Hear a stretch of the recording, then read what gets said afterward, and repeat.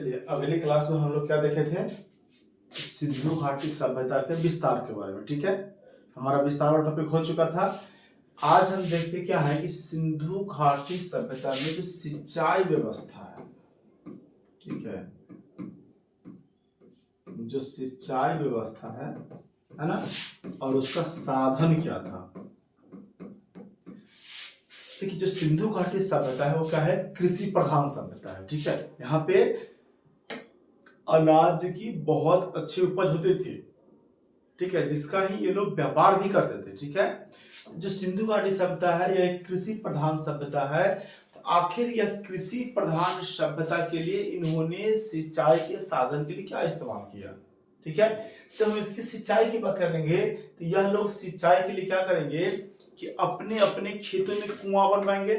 ठीक है, खेतों में कुआं बनवाएंगे, साथ में जो नदियां होती है, जो नदियां थी, इस नदी से क्या करेंगे, नहर निकाल कर कहां ले जाएंगे, अपने खेतों की तरफ, और इसी नहर के द्वारा क्या करेंगे, अपने अपने खेतों की सिंचाई करेंगे। पूछ लिया जाए कि सिंधु घाटी सभ्यता की सिंचाई व्यवस्था एवं इसके साधन के बारे में लिखे, तो हम कुछ ऐसा लिखेंगे। देखिए क्या है कि सिंधु घाटी सभ्यता हड़प्पा सभ्यता के सिंचाई व्यवस्था एवं उनके साधन के बारे में बतावे। तो लिखिएगा कि हड़प्पा सभ्यता एक कृषि प्रधान सभ्यता थी। देखिए तो हड़प्पा सभ्यता एक कृषि प्रधान सभ्यता थी। क्या थी, तो कृषि प्रधान सभ्यता थी। इसका मतलब क्या हुआ कि यहाँ के लोगों की जीविका का मुख्य साधन क्या है, कृषि है। लेकिन आप जाकर देखिएगा वैदिक काल में, तो वैदिक काल में लोगों के जीविका का मुख्य साधन पशुपालन हो जाएगा। पशुपालन यहाँ भी है, लेकिन यहाँ पे बाद में प्राथमिक कौन है, कृषि भी है। यहाँ प्राथमिक कौन है, कृषि है। ठीक है, ठीक है, कृषि प्रधान सभ्यता थी। ठीक है, कृषि क्या है, कृषि अर्थव्यवस्था का मूल आधार था।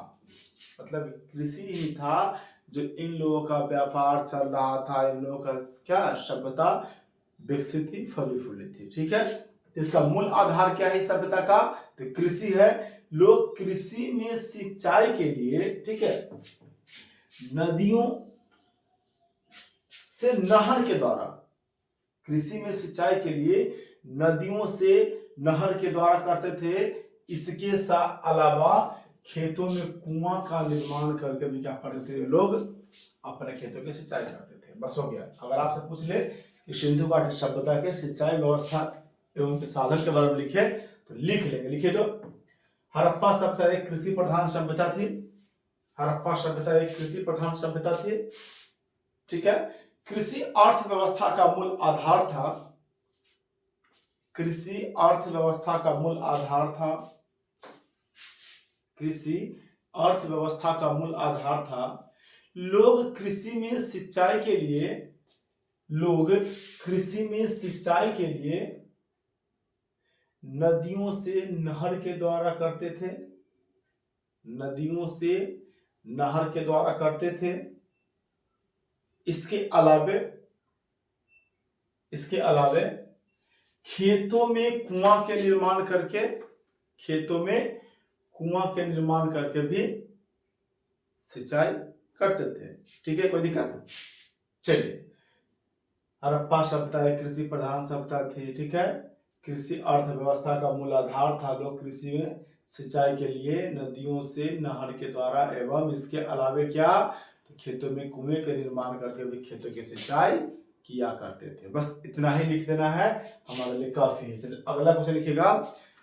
इसके यहाँ पे एक बहुत अच्छी चीज मिली, नाम क्या है, अन्नागार। आपसे पूछ लिया जाता है कि सिंधु घाटी सभ्यता के अन्नागार के बारे में बताइए। अन्नागार पे टिप्पणी लिखिए। देखिए अन्नागार मतलब क्या हुआ, अन्न को रखने की कोठी, यानी कि अन्न को रखने का स्थान। ठीक है, हड़प्पा से भी मिला है, लेकिन जो हड़प्पा से मिला है वो 12 मतलब 6 के लाइन में छोटा आकार में था, जबकि जो मोहनजोदड़ो से मिला है इसका बहुत बड़ा आकार है। माना गया है कि पूरे हड़प्पा सभ्यता में जो सबसे बड़ा भवन है वह क्या, कौन सा भवन है, अन्नागार है। ठीक है, सबसे बड़ा भवन है। इसकी लंबाई की अगर आप बात कर ले, ठीक है, तो लंबाई 45.72 मीटर है, चौड़ाई 22.86 मीटर है, ठीक है।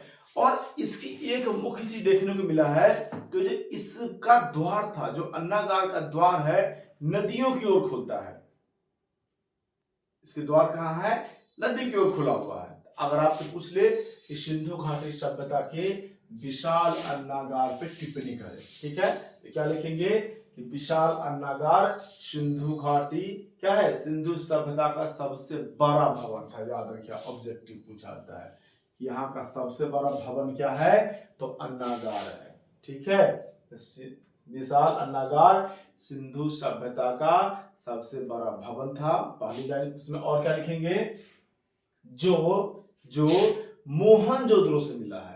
अन्नागार का प्रमाण कहाँ मिला है? मोहनजोदड़ो से। इसका उपयोग क्यों होता था? तो इसका उपयोग संभवतः अनाज को रखने के लिए किया जाता रहा होगा, ठीक है, क्योंकि नाम अन्नागार हमने दिया है, तो अन्नागार का मतलब क्या है कि अन्न को रखने के लिए जगह जो होना चाहिए, ठीक है। इसकी लंबाई की बात कर ले 45.72 मीटर है और चौड़ाई कितना है?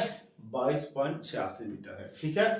इसका द्वार कहाँ है? तो नदी की ओर खुलता है, ठीक है। तो लिख लीजिएगा, विशाल अन्नागार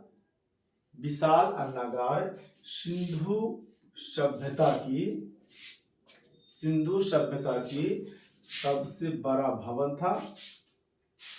विशाल अन्नागार सिंधु सभ्यता की सबसे बड़ा भवन था जो मोहनजोदड़ो से मिला है। जो मोहनजोदड़ो से मिला है, इसका उपयोग अनाज को सुरक्षित रखने के लिए,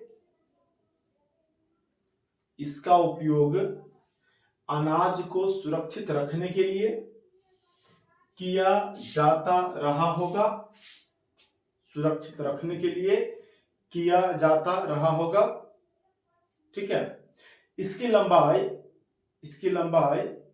45.72 मीटर, 45.72 मीटर एवं चौड़ाई 22.86 मीटर था, ठीक है। इसका द्वार कहां? तो नदी की ओर खुलता था।